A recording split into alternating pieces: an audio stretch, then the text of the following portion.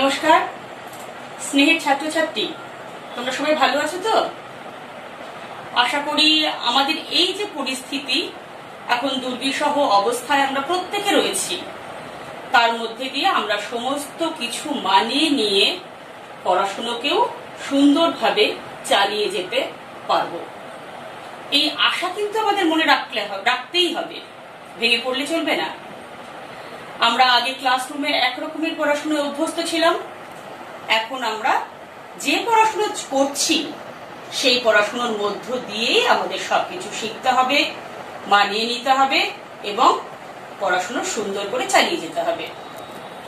তা আমরা আজকে ব্যাকরণের একটা অধ্যায়ে প্রবেশ করতে চলেছি। আজকের আমাদের পাঠ স্বরসন্ধি। স্বরসন্ধি শিখতে গেলে আগে আমাদের জানতে হবে সন্ধি কাকে বলে। যদিও আগের শ্রেণীগুলোতে আমরা স্বরসন্ধি পড়েছি, তবুও যত উঁচু শ্রেণীতে উঠব তত আমাদের একটা ক্লিয়ার কনসেপশন কিন্তু রাখতে হবে। সন্ধি কথার অর্থ হলো মিলন। কিসের কিসের মিলন? না, বর্ণে বর্ণে মিলন। পূর্বপদ তার সঙ্গে পরপদ যুক্ত হয়, পূর্বপদের শেষ বর্ণ এবং পরপদের প্রথম বর্ণ মিলিত হয়। বুঝতে পারলে? এই বর্ণের বর্ণের মিলন হলো সন্ধি। যখন স্বরবর্ণ এবং স্বরবর্ণ একসঙ্গে মিলিত হবে তখন তাকে বলবো আমরা স্বরসন্ধি। স্বরসন্ধি ছাড়াও আমাদের আরো দু রকমের সন্ধি আছে, ব্যঞ্জন সন্ধি এবং বিসর্গ সন্ধি।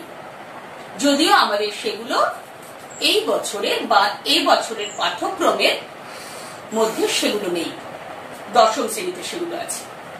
এবছর আমরা শিখব স্বরসন্ধি। স্বরসন্ধির পরপর 12টা সূত্র আছে, যে সূত্র মেনে মেনে কতগুলো নিয়ম অনুযায়ী সন্ধিবদ্ধ হবার পদ্ধতি রয়েছে। আমরা পরপর 1 নম্বর সূত্র, 2 নম্বর সূত্র এরকম করে করে পড়া এগোবো। কোন সূত্র মেনে সন্ধিবদ্ধ হয় না এরকমও কিছু সন্ধিবদ্ধ পদ রয়েছে। স্বরসন্ধির ক্ষেত্রে সেগুলোকে বলা হয় নিপাতনে সিদ্ধ স্বরসন্ধি। বুঝতে পারলে? এবার আমরা কিন্তু সূত্র অনুযায়ী 1-2 করে এগোতে থাকব। প্রথমেই আসবো আমরা সূত্র নম্বর 1।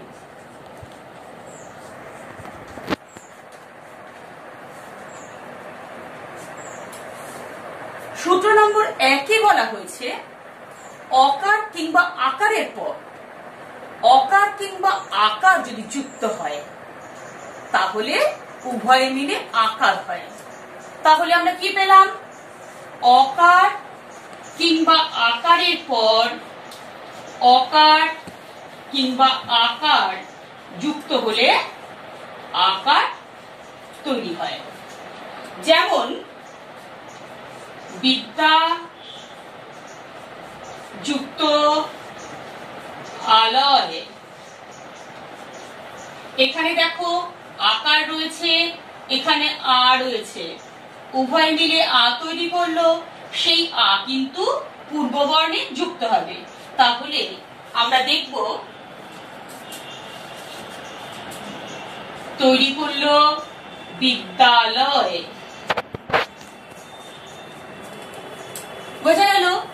এভাবে কিন্তু কারা যুক্ত আগার, কারাগার বা শতযুক্ত অব্দ শতাব্দী, শতযুক্ত অব্দ শতাব্দ, কথাযুক্ত অমৃত কথামৃত, এরকম আরো অনেক দৃষ্টান্ত কিন্তু আমরা বই থেকে পড়ে নেব।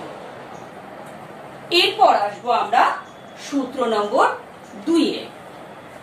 সূত্র নম্বর 2-এ বলা আছে হ্রস্বইকার কিংবা দীর্ঘইকারের পর হ্রস্বইকার কিংবা দীর্ঘইকার যুক্ত হলে উভয় মিলে দীর্ঘইকার হয়।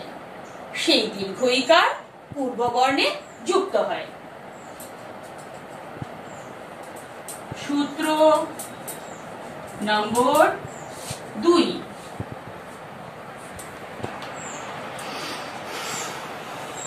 হ্রস্বইকার কিংবা দীর্ঘইকার যুক্ত হ্রস্বইকার কিংবা দীর্ঘইকার উভয়ে মিলে দীর্ঘইকার হয়। যেমন রবি যুক্ত ইন্দ্র। দেখো অনেকেই আমরা রবীন্দ্রনাথ বানান কিন্তু ভুল করতে দেখি, সেখানে এই ভুলটা কখনোই হবে না যদি আমরা এই সন্ধি সূত্রটা সুন্দর করে শিখে নিই। এখানে দেখো হ্রস্বইকার রয়েছে, তার মানে রবিতে হ্রস্বই যুক্ত হ্রস্বই উভয়ই মিলে দীর্ঘই হয়ে গেল, সেই দীর্ঘই কিন্তু বয়ের সঙ্গে যুক্ত হবে। তাহলে কি পেলাম? র বয় দীর্ঘী নয় দয় রফলা, রবীন্দ্র। এইভাবেই কিন্তু আসছে গিরি যুক্ত ঈশ গিরিশ, অতি যুক্ত ইত অতীত, পরিযুক্ত ইক্ষা পরীক্ষা, ইত্যাদি ইত্যাদি আরো অনেক। বুঝতে পেরেছো? আমরা দুটো সূত্র কিন্তু অলরেডি শিখে ফেললাম। প্রথমটা কি? অকার কিংবা আকারের পর অকার কিংবা আকার যুক্ত হলে উভয় মিলে আকার হয়, সেই আকার পূর্বক বর্ণে যুক্ত হয়। আবার 2 নম্বর সূত্রে পেলাম হ্রস্বইকার কিংবা দীর্ঘইকারের পর হ্রস্বইকার কিংবা দীর্ঘইকার যুক্ত হলে উভয় মিলে দীর্ঘইকার হয়, সেই দীর্ঘইকার পূর্বপদে শেষ বর্ণে যুক্ত হয়। এবার আসছি আমরা সূত্র নম্বর 3-এ।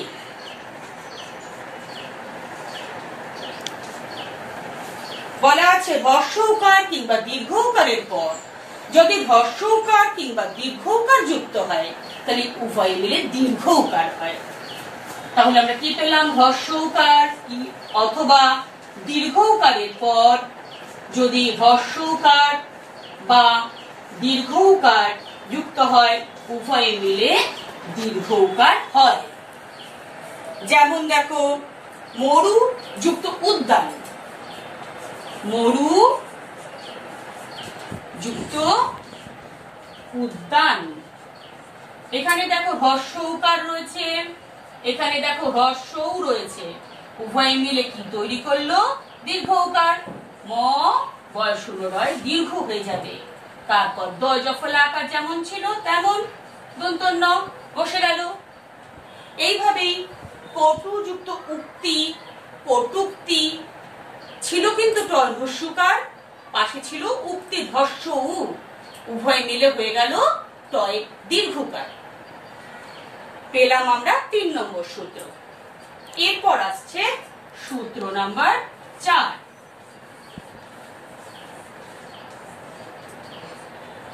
সূত্র নম্বর 4-এ বলছে অকার কিংবা আকারের পর হ্রস্বইকার কিংবা দীর্ঘইকার থাকলে উভয় মিলে একার হয় এবং সেই একার পূর্বপদে যুক্ত হয়। কি বললাম? অকার কিংবা আকারের পর অকার কিংবা আকারের পর যদি হ্রস্বইকার কিংবা দীর্ঘইকার থাকে তাহলে উভয়ে মিলে কি তৈরি করে? একার তৈরি করে। সেই একার কিন্তু পূর্বপদে যুক্ত হয়। যেমন দেব যুক্ত ইন্দ্র। এখানে দেখো বয়ের সঙ্গে কি লেগে আছে? অকার, তাই তো? এখানে আছে হ্রস্বই, তাহলে উভয় মিলে তৈরি করবে এ। তাহলে হয়ে গেল দে যেমন ছিল তেমন, বয়ের সঙ্গে একার যুক্ত হবে, নয় দয় রফলা দেবেন্দ্র। এইভাবেই আমরা পাবো জিত যুক্ত ইন্দ্র জিতেন্দ্র, গণ যুক্ত ঈশ গণেশ, ইত্যাদি ইত্যাদি। এরপর আসবো আমরা 5 নম্বর সূত্রে।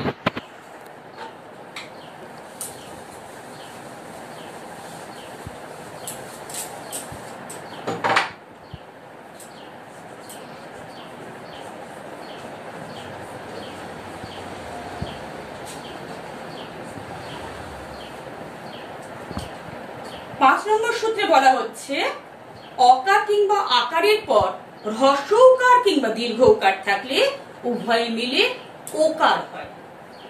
তাহলে কি পেলাম, অকার কিংবা আকারের পর হ্রস্বকার কিংবা দীর্ঘকার থাকলে উভয় মিলে ওকার হয়।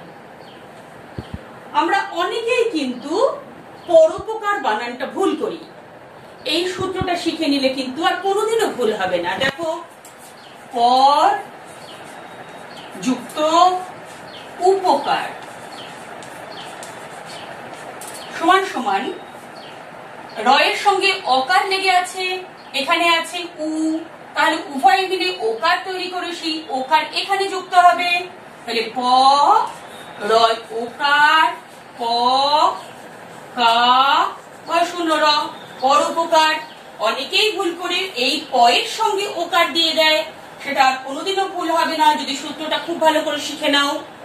তাহলে 5 নম্বর সূত্রে আমরা কি পেলাম, অকার কিংবা আকারের পর হ্রস্বকার কিংবা দীর্ঘকার থাকলে উভয়ে মিলে ওকার হয়। এরপর আসবো আমরা সূত্র নম্বর 6।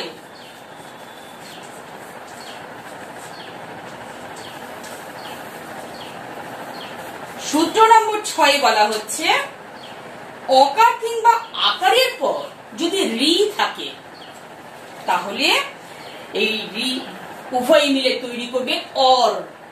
সেই অর কিন্তু রেফ হয়ে যুক্ত হবে।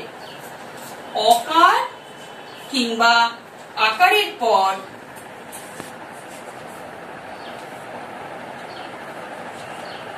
যদি রি থাকে তাহলে উভয় মিলে তৈরি করবে অর। এই অর কিন্তু রেফ হয়ে যুক্ত হবে। যেমন রাজা যুক্ত ঋষি, এখানে দেখো বর্গীয় জয়ের সঙ্গে আকার লেগে আছে, এখানে রি আছে, উভয় মিলে কি হয়ে গেল, রাজর্ষি।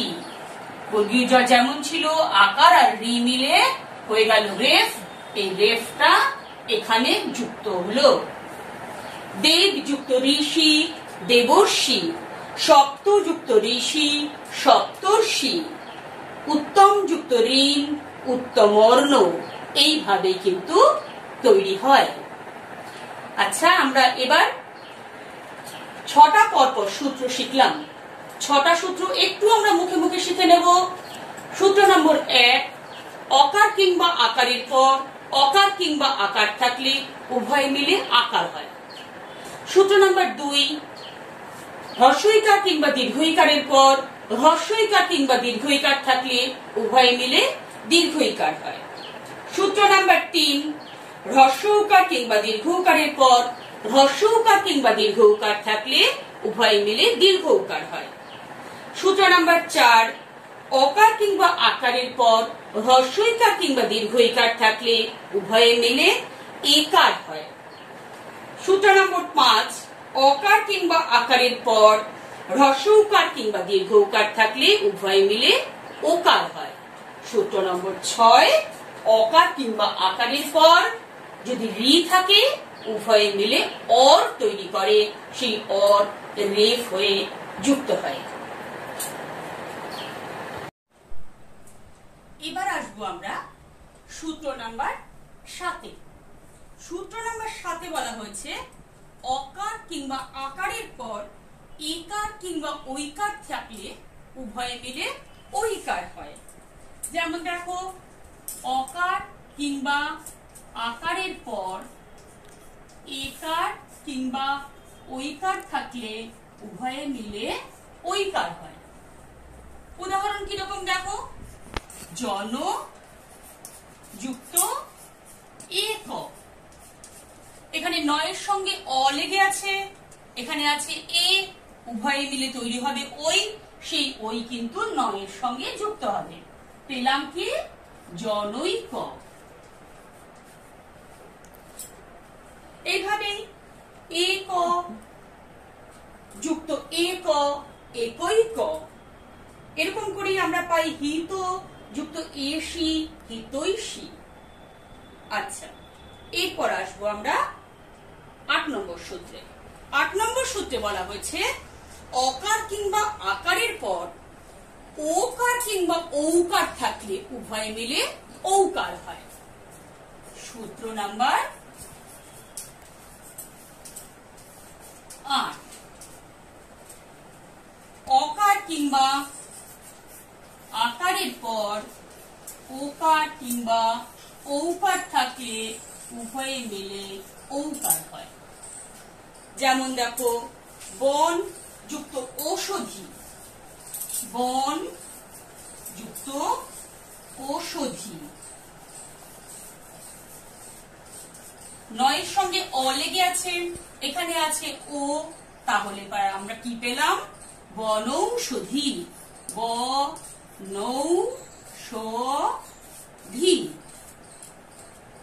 এভাবেই মহাযুক্ত ঔষধি, মহৌষধি, মহা বা পরমযুক্ত ঔষধ, পরমৌষধ। ঠিক আছে, আমরা 7 আর 8 নম্বর সূত্র একবার একটুখানি মেমোরাইজ করে নিই। দেখো, অকার কিংবা আকারের পর একার কিংবা ঐকার থাকলে উভয় মিলে ঐকার হয়। সূত্র নাম্বার 8 কি বলা হয়েছে? অকার কিংবা আকারের পর ওকার কিংবা ঔকার থাকলে উভয় মিলে ঔকার হয়। এবার আসছি আমরা সূত্র নাম্বার 9।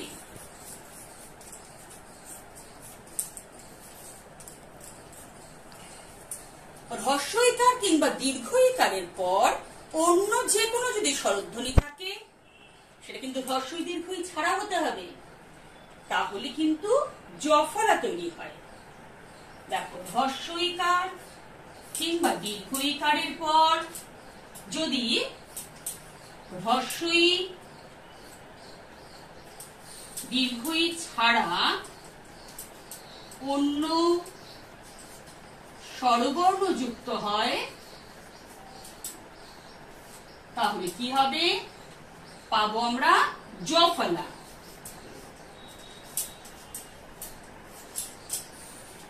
যেমন দেখো, আদি যুক্ত অন্ত, আ যেমন ছিল তেমন থেকে গেল, দ যেমন ছিল বসিয়ে দিলাম। এবার হ্রস্বইকারের সঙ্গে যুক্ত হয়েছে অ, এটা তো হ্রস্বইও নয় বা দীর্ঘইও নয়, উভয় মিলে তৈরি করবে জফলা, সেটা দ এর সঙ্গে বসবে, আর দন্ত। এবারে আমরা পাই ইতি যুক্ত আদি, ইত্যাদি। এই পর্যন্ত গেল 9 নম্বর সূত্র। এবার আসবো আমরা 10 নম্বর সূত্রে। তোমরা আস্তে আস্তে নিজেদের বইগুলো খুলে এই রেকর্ডিং বা ভিডিও শুনে পরপর কিন্তু বুঝে নাও। তারপর আমরা 10, 11, 12 এই 3টে সূত্র পড়ে নিচ্ছি। 10 নম্বর সূত্রে বলা হয়েছে, হ্রস্বউকার কিংবা দীর্ঘউকারের পর হ্রস্বই ভিন্ন অন্য কোনো স্বরধ্বনি যদি থাকে, তাহলে হ্রস্বউকার এবং দীর্ঘউকারের জায়গায় বফলা তৈরি হয়। তাহলে দেখলাম কি? সূত্র নম্বর 10। হ্রস্বউকার বা দীর্ঘউকারের পর যদি হ্রস্বই ছাড়া অন্য স্বরবর্ণ যুক্ত হয়, তাহলে কি পাই আমরা? বফলা। যেমন দেখো, সু যুক্ত অল্প,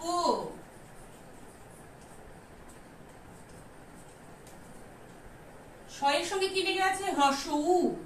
আর এখানে দেখো হ্রস্বই ছাড়া স্বরবর্ণ অ, পেলাম গিয়ে স্বল্প, দন্ত শয়ের নিচে এই দুটো মিলে এসে গেল ব, স্বল্প, বফলা চলে এসছে। তোমরা আমার নামটাও পেতে পারো এইভাবে, সুযুক্ত আগতা সমান সমান স্বাগতা। আচ্ছা, এরপর আসবো আমরা 11 নম্বর সূত্রে।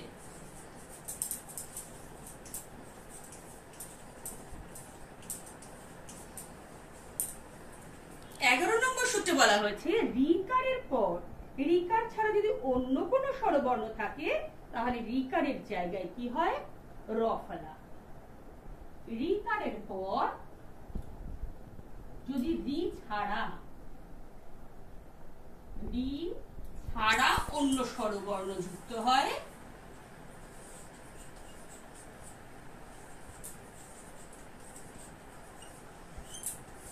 তাহলে পেয়ে যাবো আমরা র ফলা।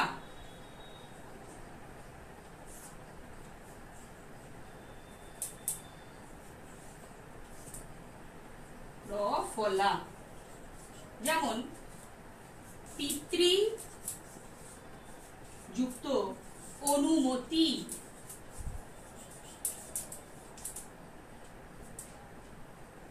সমান সমান এখানে রি আছে, এখানে অ আছে, রি ছাড়া কিন্তু যে কোনো স্বরবর্ণ পেলাম পিত্রানুমতি।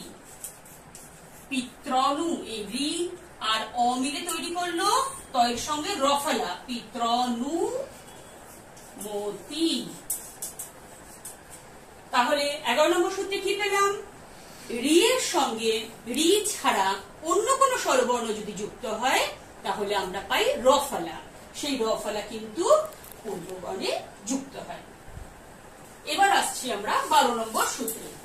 12 নম্বর সূত্রে কিন্তু অনেকগুলো ভাগ আছে।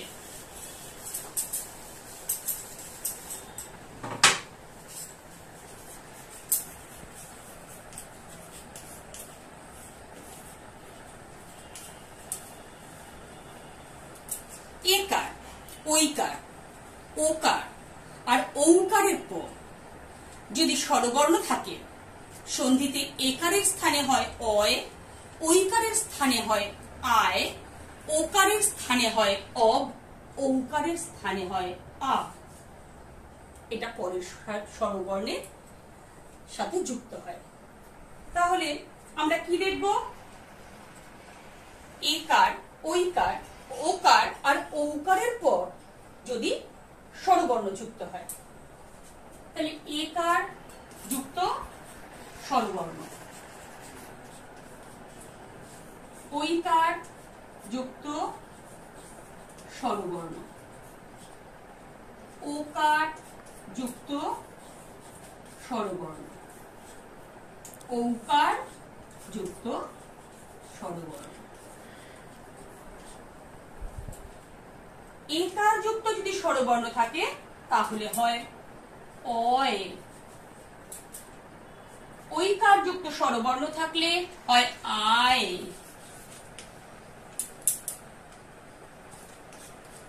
ওকার যুক্ত স্বরবর্ণ হলে হয় অব,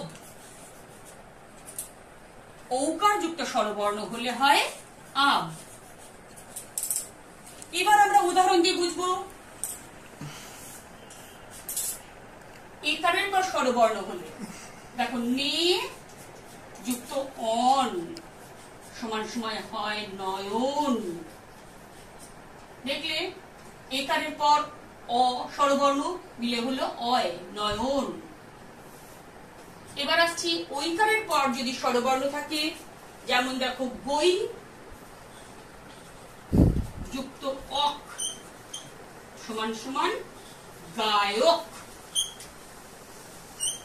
আয় হলো, দেখতে পাচ্ছ ঐকারের পর অকার যুক্ত হয়েছে, তাহলে আয় হলো, এভাবে পেলাম গায়ক। এবার দেখো ওকারের পর স্বরবর্ণ থাকলে ভো যুক্ত অন সমান সমান ভবন। ঠিক আছে, অব হলো, ওকারের পরে অ যুক্ত হয়েছে হলো অব। এইবার দেখবো আমরা কেমন করে আব হচ্ছে। লাস্ট আমরা পাবো এটাতে ভৌ, ভৌ যুক্ত উক। তাহলে ঔকারের পর স্বরবর্ণ যুক্ত হলো সমান সমান পেয়ে গেলাম ভাবুক। তাহলে আব তৈরি হলো এখানে, তার সঙ্গে হ্রস্ব যুক্ত হয়ে গেছে, পেয়ে গেলাম উক।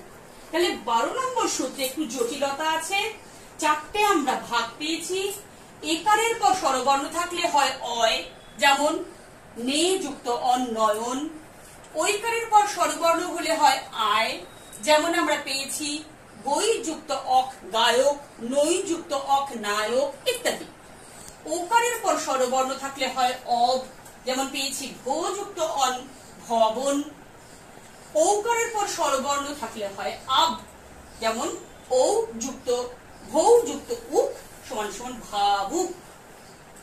এরপর আছে নিপাতনে সিদ্ধ স্বরসন্ধি।